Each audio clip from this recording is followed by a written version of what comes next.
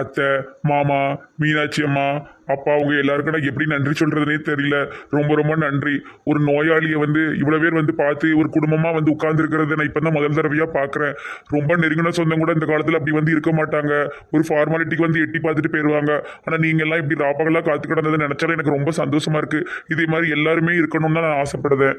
உன்னை எங்க பிள்ளையா நினைக்க போய்தான்ப்ப நாங்க அப்படிலாம் இருக்கோம். வெறும் வாய்க்கு மட்டும் என் பிள்ளை மாதிரி, என் தம்பி மாதிரி, என் அக்கா மாதிரி அந்த மாதிரிலாம் சொன்னா மட்டும் போதாது, நம்ம செஞ்சு காட்டணும். சரி, அதெல்லாம் இருக்கட்டும். அப்பாவை உள்ள என்ன செய்தாவோ அப்பா? அம்மா, அப்பாவை உள்ள டாக்டர் செக் பண்ணிட்டு இருக்காங்கம்மா. இப்ப அப்பா வந்துருவாங்க. இப்ப நம்ம எல்லாருமே கிளம்பிடலாம். எப்படியோ ஒரு வழியா சரி ஆயிரணும்ப்பா.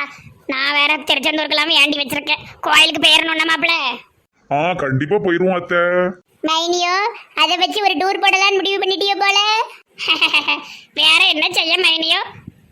எங்க இருக்கு ஐயா, நீங்க பூரணமா குணமாயிட்டீங்க. இது மைல்டான அட்டாக் தான். ஆனால் அப்படி அசால்ட்டாக இருந்துடவே கூடாது. கொழுப்பு சத்தெல்லாம் குறைக்கணும். நிறைய எண்ணெய் சேர்த்து சாப்பிட்றத குறைக்கணும். ஹோட்டலில் தொடவே கூடாது. நிறைய வாக்கிங் போகணும். நிறைய தண்ணி குடிக்கணும். எல்லாத்துக்கும் மேலே அதிர்ச்சியோ துக்கமோ சந்தோஷமோ கவலையோ எதுவும் ஒரே அளவில் தான் இருக்கணும். கூடி குறையக்கூடாது. ஹார்ட்டுக்கு ரொம்ப ரொம்ப நல்லது கிடையாது இது எல்லாமே. சரிங்க ஐயா, சரிங்க ஐயா. சார், அழலாம் கூடாது சார். நார்மலாக நடக்கிறது தான் இது. இப்போ வயசு ஆனவங்க எல்லாத்துக்கும் இப்படி வர்றதான் செய்யுது. என்ன செய்ய முடியும்? நான் சொன்னதை மட்டும் ஃபாலோ பண்ணுங்க, சரியா? சரிங்க சார். ஐயா, அம்மா, உங்க எல்லாருக்கும் ரொம்ப ரொம்ப நன்றி. எவ்வளவு நன்றி சொன்னாலும் தகாது. இன்னும் அழகா வந்து பார்த்துட்டு வந்து இருந்தியோ எனக்காக. இதை நான் என் வாழ்நாள மறக்கவே மாட்டேன். விஜய் அப்பா மட்டும் என்ன பார்க்கலன்னா என்ன ஆயிருக்கும்னு நினைச்சாலே எனக்கு சங்கடமா இருக்கு. ஏதோ கடவுள் ரூபத்துல வந்து காப்பாத்திட்டாரு. இனிமையாவது பிள்ளைல எங்கேயும் அனுப்பாம உங்க கூடயே இருங்க ஐயா.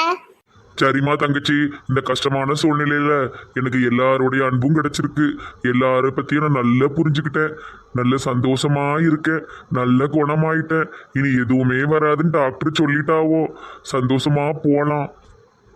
இனிமே ஒத்தையிலெல்லாம் எங்கும் போவாதீங்க. காய்கறி பைய தூக்கிட்டு, சரியா? உங்க மகனும் மருமகளும் இருக்காவல்லா. சரி சரி. மீனாட்சி அம்மா, உடம்பு முடியாத நேரத்துலயும் எனக்கா வேண்டி வந்து காத்து கிடந்தியோ. ரொம்ப நன்றிம்மா. அப்படிலாம் சொல்லாதீங்க ஐயா. நாளைக்கு எங்களுக்கு எதுனாலும் நீங்க வரமாட்டீங்களா?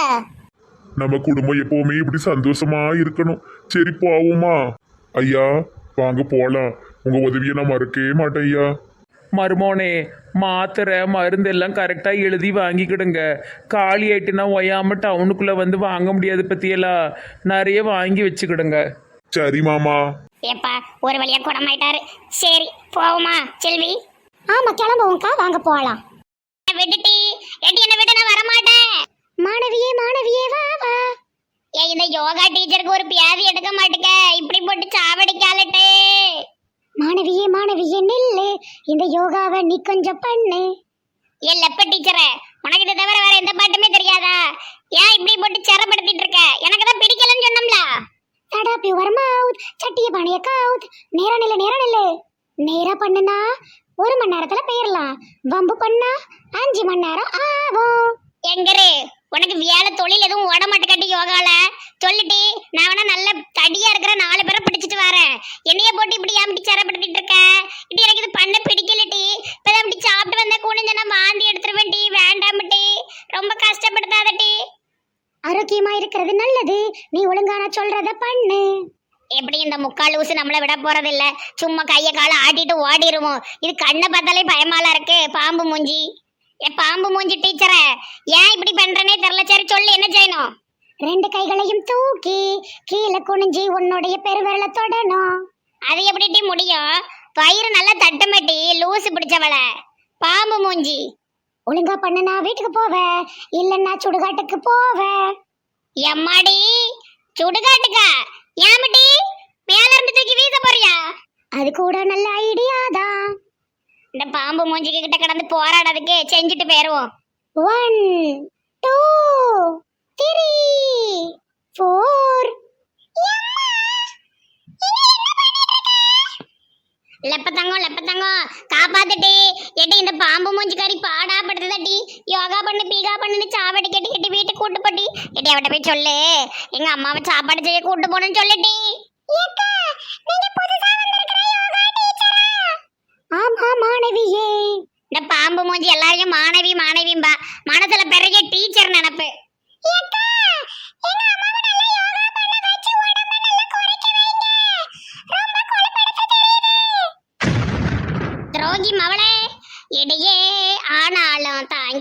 கொள்ளும் இதயம். லெப்பக்குட்டி இப்படி ஒரு வார்த்தை எதிர்பார்க்கலடி. பெத்த தாயை காப்பாத்தி கூட்டு போவன்னு பார்த்தா இந்த பாம்பு முட்டை மூஞ்சிக்கிட்ட மாட்டி விடுத நீ. ஆமா, சும்மா அந்த கீதாக்கா கூட சேர்ந்துக்கிட்டு வம்பளந்துட்டு திரியற. இந்த அக்கா கூட சேர்ந்து யோகா பண்ணு. மனசோ உடம்போ நல்ல ஒரு நிலப்படும். லெப்பக்குட்டி அம்மைக்கு இப்ப என்ன குறை? நல்ல சூப்பரா பிட்டா தானட்டி இருக்க.